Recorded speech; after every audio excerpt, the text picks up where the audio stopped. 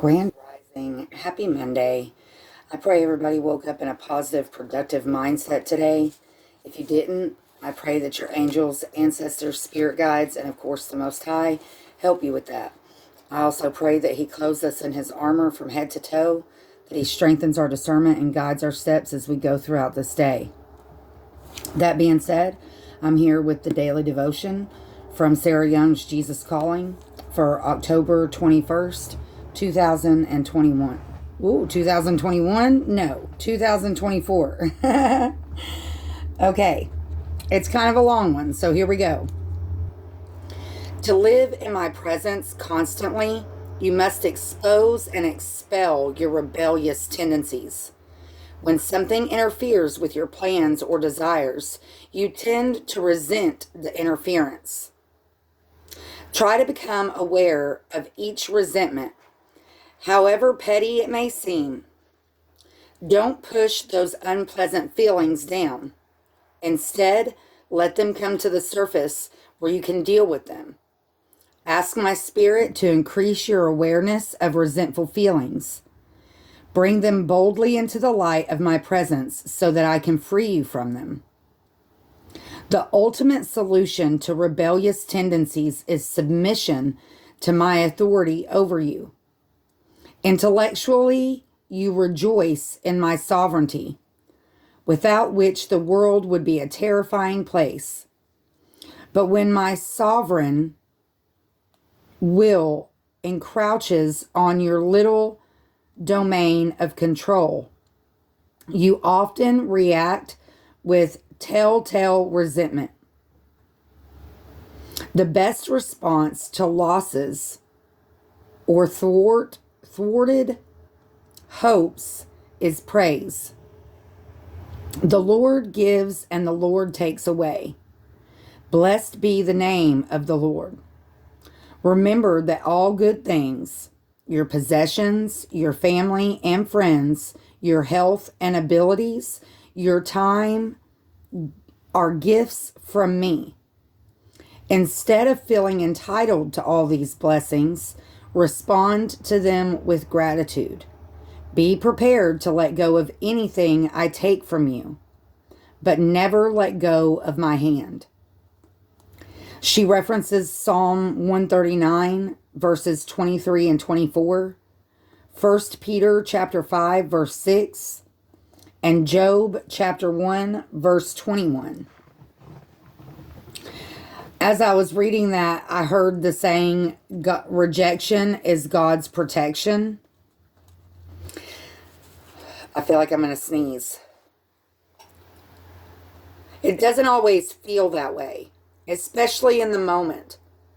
Whether you're rejected for a job, rejected for a relationship, rejected by your family, people you thought were friends, whatever that rejection is, majority of the time, in the moment, we don't feel as if it's a blessing. We don't feel as if it's going to benefit us. But a lot of times we have to go through those rejections. We have to experience that loss to learn a lesson. Either to learn something about ourselves, or to learn something about the world around us, or, to expand our thought process, to expand our mind. I have a lot of different examples that I could give, but the one that's coming to my mind, because it's something that I actively deal with and I'm actively trying, almost constantly trying to understand, is my son being taken from me. My son was taken from me when he was 2.5.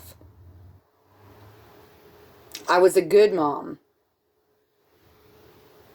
I worked 9 hours a day, 6 days a week, minimum wage, to support me and my son and his dad. My family played an active role in my child being taken from me. And then when I tried to stand up for myself and fight the process, I was kicked out of my home and rejected by my entire family. And still today, I struggle to understand the blessing that that is intended to give me. And it changed me in a lot of ways. It woke me up to a lot of things that I was not aware of. I was very naive and very innocent in so many ways. Now, I don't mean innocent as in I never did anything wrong, but innocent in a way of I didn't see what was happening. You know, there were even people who tried to warn me. And, you know, I just had that thought process of no way. There's no way my family, there's no way my son's dad, there's no way that people would do this to me. No way. But it happened. Then when my son became old enough for me to where he wanted to understand why things are and were the way they were at that time. And when I told him, when I showed him, they cut me off from him altogether. I have not been allowed to have contact with my son since December 28th of 2021. None whatsoever.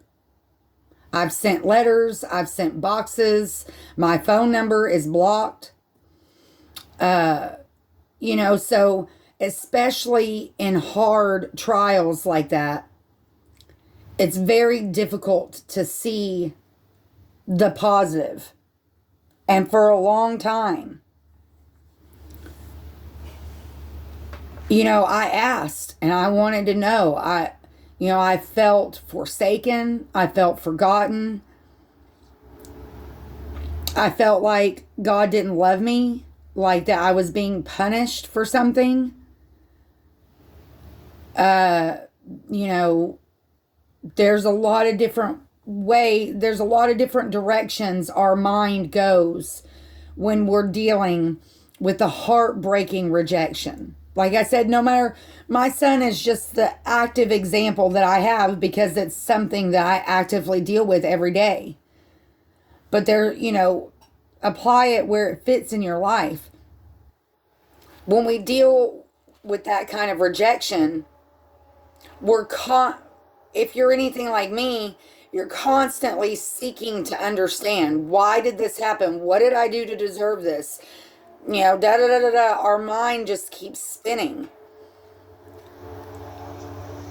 And we may not always be able to understand.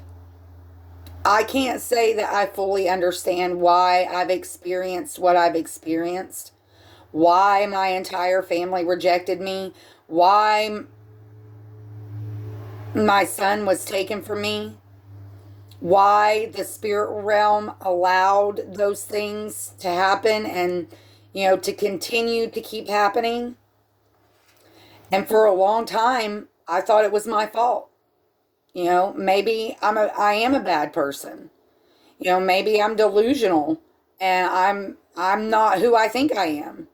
You know, maybe I come across to the world as something different than what I feel and believe that I am. It very much caused me to question not only my physical stability, but my mental stability and, you know, my thought process. And finally, the spirit world got through to me and was like, there's nothing wrong with you. That's not why this happened. I mean, there was, as far as the fact that I wasn't awake. I was very naive and very innocent and oblivious to the hidden motives that were behind all of it. And the active role that people that I desperately loved and cared for and wanted nothing but the best for actively participated in tearing me down and ripping my life apart. But I know now that rejection was God's protection. Because if I would have actively continued pursuing my family, the people I thought were my friends, people that I truly cared about, I would have been stuck on that wheel of karma, of deception, of theft, of lies, of deceit. And that was a wheel that I had already been trapped on for most of my life.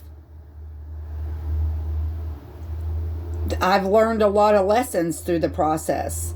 Not only that, but it pushed me into my spiritual awakening. It took me a long time because I very much got trapped in that emotion of rejection. And that's very easy to do. But try, no matter what kind of rejection you're dealing with, whether it's something small or something big, please, please try not to get sucked in to that emotional roller coaster, that wheel that just like a hamster wheel. Like that saying that they say about a rocking chair, it keeps you busy, but it doesn't get you anywhere. A hamster wheel is the same thing. It keeps you busy.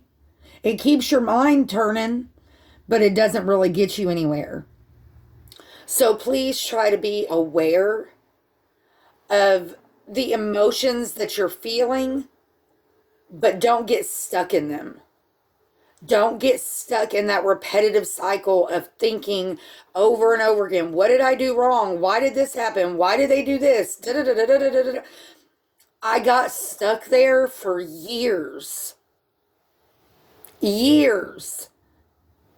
I was stuck in depression and just confusion. And finally one day it happened and I broke free from that.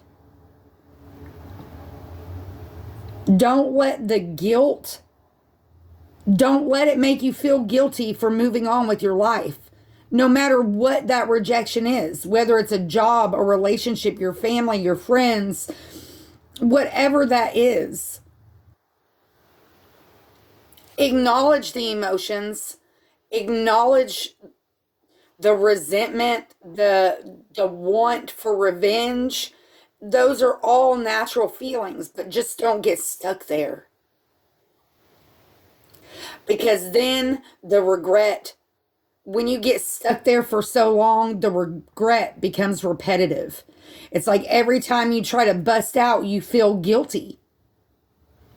And then that sends you into a backward spiral of trying to understand.